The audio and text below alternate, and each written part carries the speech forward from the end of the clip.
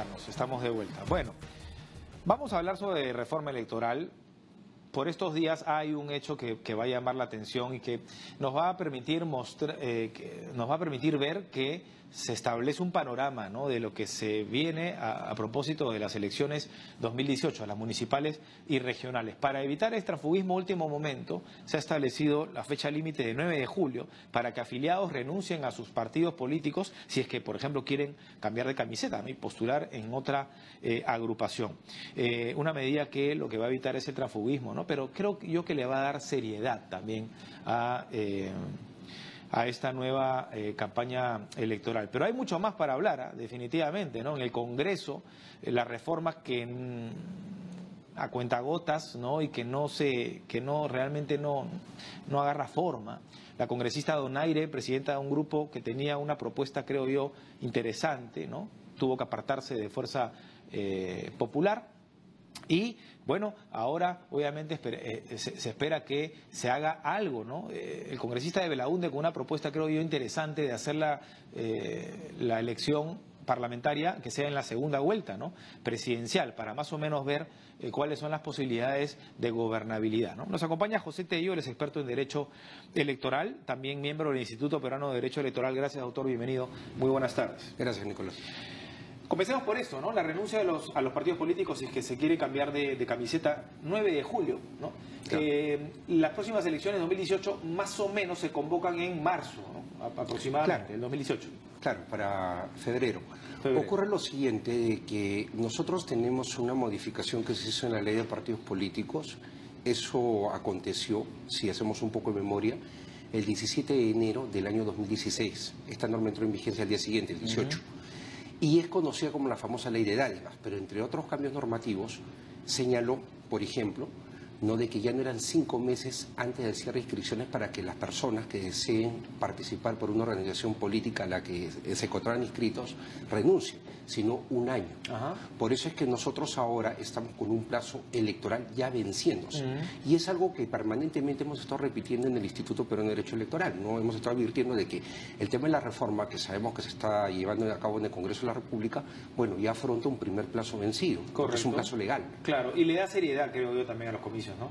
Le da seriedad en la medida en que, sí, pues, un año antes se tiene mucho más definido quiénes van a participar por una y otra tienda política. Y fomenta vía partidaria, que es lo que no hay, ¿no? Estamos llenos de partidos o de movimientos políticos prácticamente repletos, pues, de invitados, ¿no? Claro, lo estamos viendo, por ejemplo, ahora con Fuerza Popular, ¿no? Que La mayoría son son invitados. Y en verdad lo que se necesita es trabajar con partidos articulados. También, por si acaso, y si nos ponemos viendo el tema de manera imparcial, vemos de que no es un mal de solamente Fuerza Popular, hay otros partidos políticos que también tienen este tipo de problemas, ¿no? Ahora, doctor, las reformas individuales como que van parchando, ¿no?, la ley electoral, ¿son realmente beneficiosas? ¿No sería mejor trabajar en un gran paquete de reformas?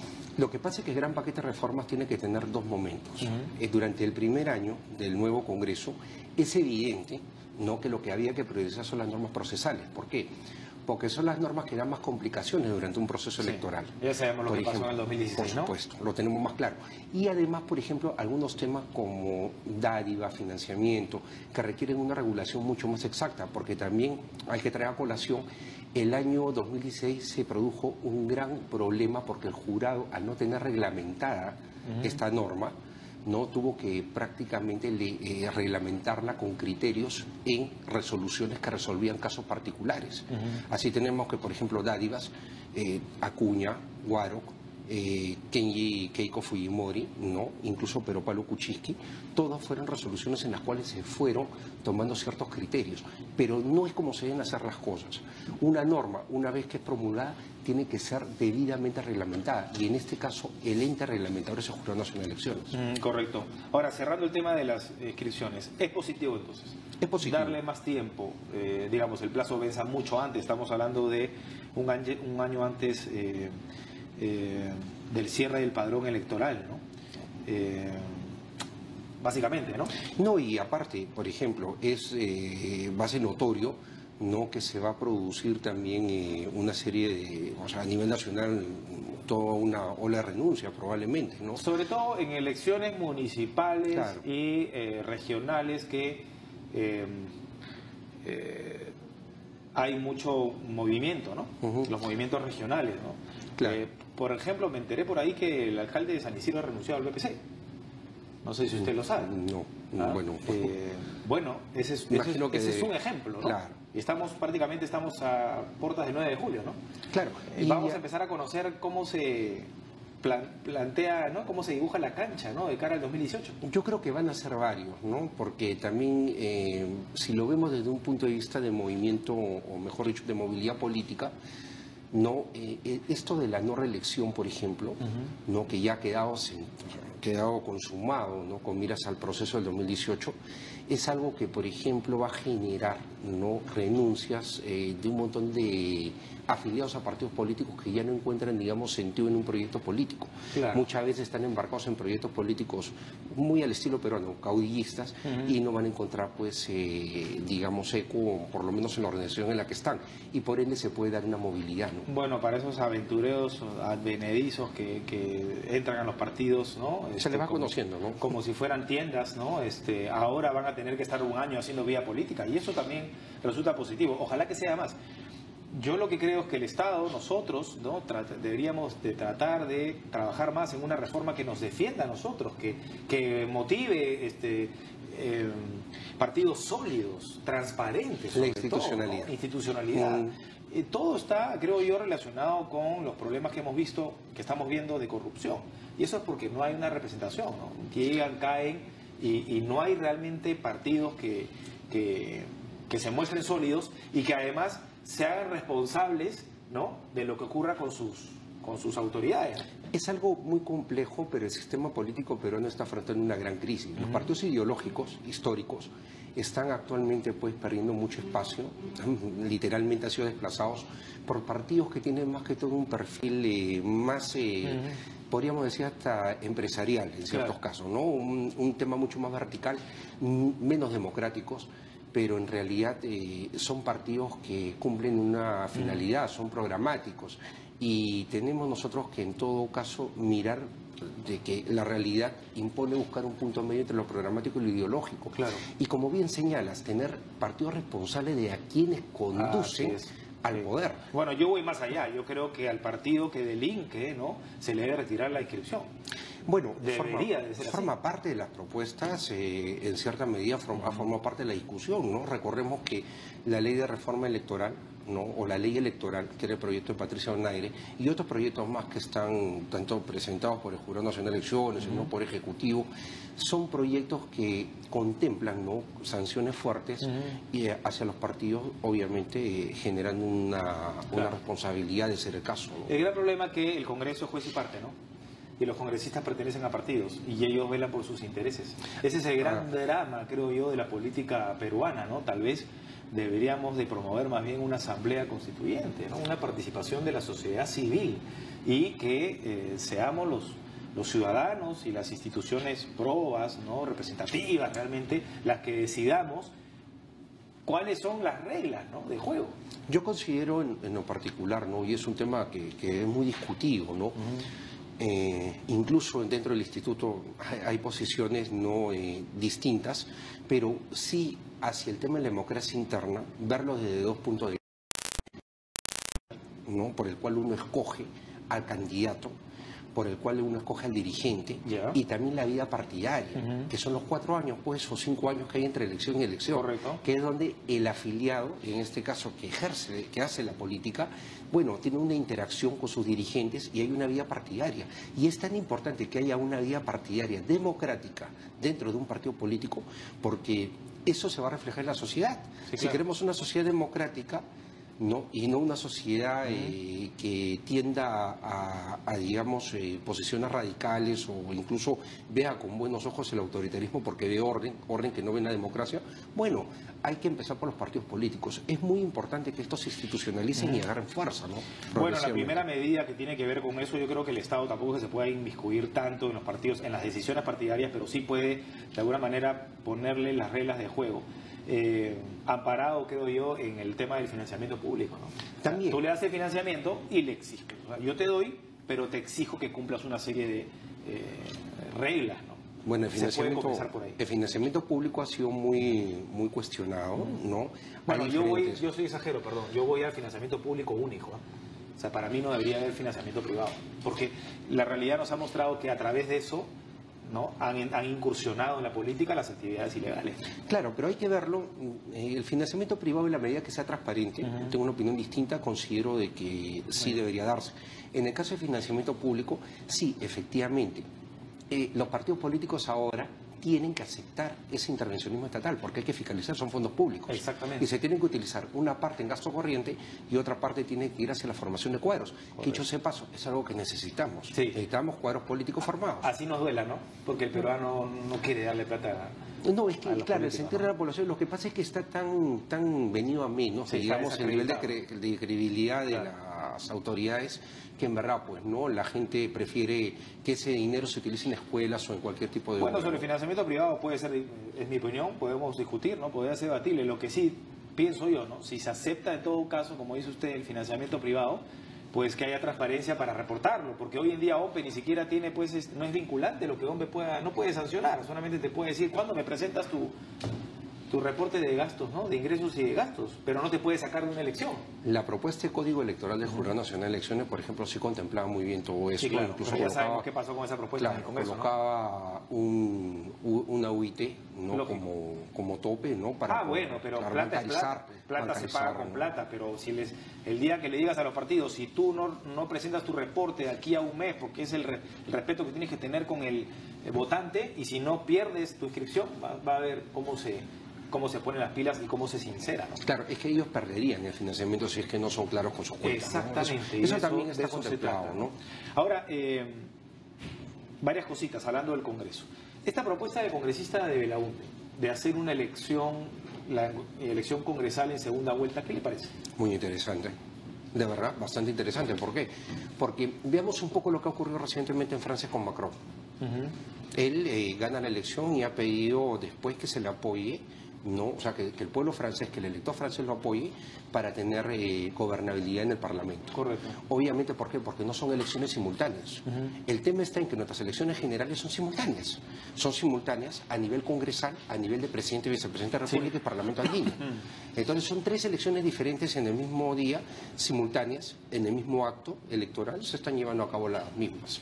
Entonces, lo que se busca acá es que la cancha esté bien marcada y que, como nuestro sistema tiende, ¿no?, por el 50% que se coloca como barrera y vamos siempre a la segunda vuelta, ¿no? Bueno, siempre el ir a la segunda vuelta para elegir parlamentarios resulta mucho más saludable porque evitamos, pues, que hayan, digamos, fragmentación de fuerzas políticas y además si el pueblo también quiere que haya, por ejemplo, una mayoría para el Ejecutivo, se la va a dar. Si quiere que el Ejecutivo sea controlado, va a haber un porcentaje importante en la oposición. Pero en una oposición, o sea, mejor dicho, en un partido de oposición que está claramente definido que es el que pasa a la segunda vuelta. Claro, ¿no? y ahí se pueden promover las alianzas también. También, ¿no? Para y eso es muy importante, porque las coaliciones dan gobernabilidad, pero coaliciones serias. Claro, no un Congreso muy atomizado, ¿no? Y coaliciones serias en todo aspecto. Por ejemplo, se habla mucho de las coaliciones con un matiz ideológico. Correcto, se puede dar una coalición con un matiz ideológico, pero también se puede dar una coalición programática. Claro. Por ejemplo, el famoso Frente Amplio de Uruguay es una coalición programática, claro, y ha sido exitosa.